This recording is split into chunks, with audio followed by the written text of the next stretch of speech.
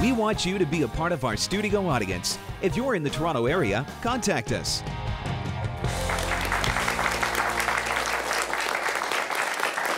Today we're looking at Egypt 1 year after the revolution. To give us an idea of what life was like before it, I have Ramy Botros in studio. He's an Egyptian who immigrated to Canada hours before the revolution began on January 25 of last year.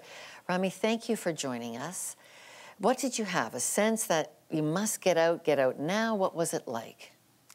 Okay, actually, it's been very difficult days in Egypt, and you cannot decide anything. Everything is, you are not certain of anything what's happening in the future, and it is a risky life there. Well, in our studio audience, we have Sam Fanous, an immigration consultant that works with the Egyptian community. Sam, is that typical what you're hearing? It's just too unstable. This is quite typical for the Coptic people of Egypt as well as the mainstream Muslims in Egypt.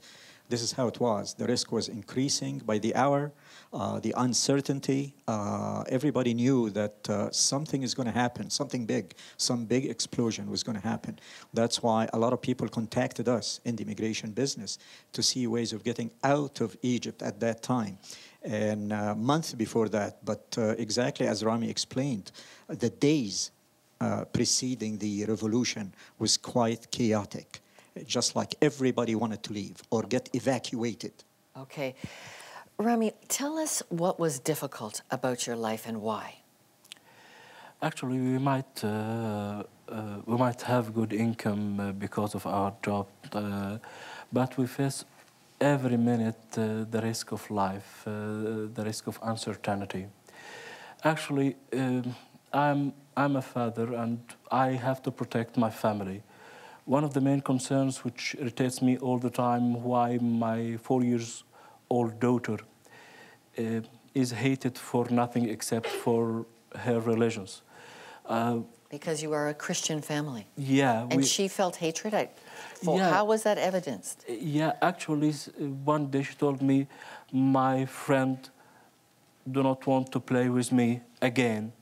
And when I asked her, why did you do something wrong? She told me no, her mother told her to do that.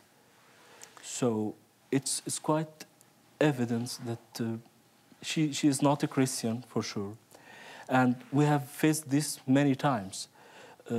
She's treated not like the others. We have been treated as a second-degree citizenship. So in the case of that kind of discomfort, what is it about your Christian faith that makes you say, I'm hanging on to this? It could be, I mean, to have to move countries because you wanted to keep your Christianity. What is so important to you to do that?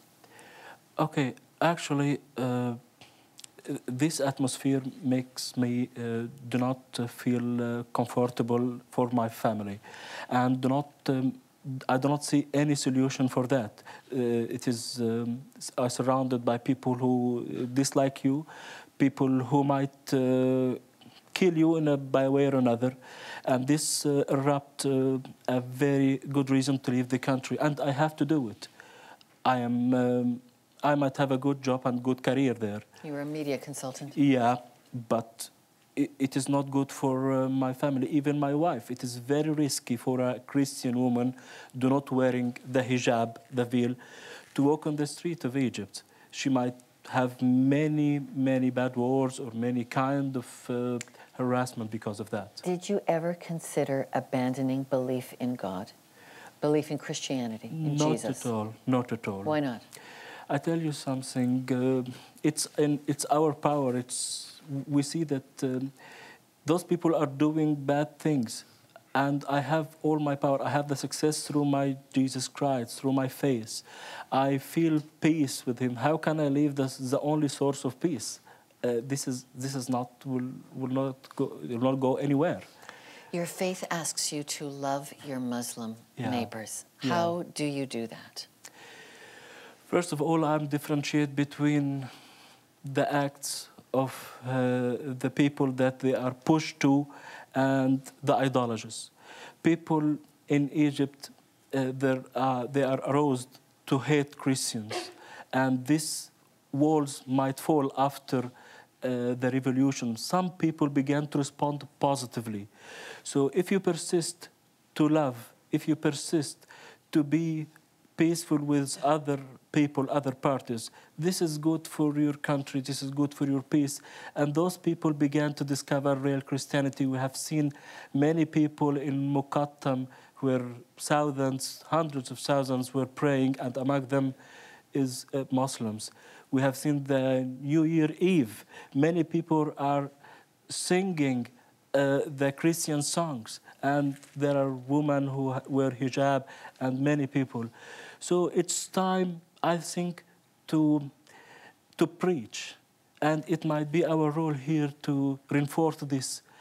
There are a lot of people, I call them the dark powers, who want to dominate by making Sharia and such stuff. And this is against the Christians in some ways. However, many people, Muslims, as the neutral Muslims, do not like this, and began to accept some Christian ideologies which was not before. So you have hope that there can be love between these two different people groups? Definitely, yes. And we have to pray for this and support this even from here to Canada to preach. Okay, well, coming up, I'll speak with a Christian activist and a Muslim imam on what we can expect for Egypt under the leadership of the Muslim Brotherhood. Stay with us. I was against the revolution like since the first day. I've been against it like since the first day because we expected the exact same thing happening. Because it's like the equation: highly religious people who are illiterate gonna lead to this, and we knew, and we don't know how we gotta do, and we don't know how it. Like I think like a lot of liberated Muslims, we want to leave the country. Like we don't like we start not caring too much, and we want to leave. And for me as a liberal Muslim, I'm looking to leave the country.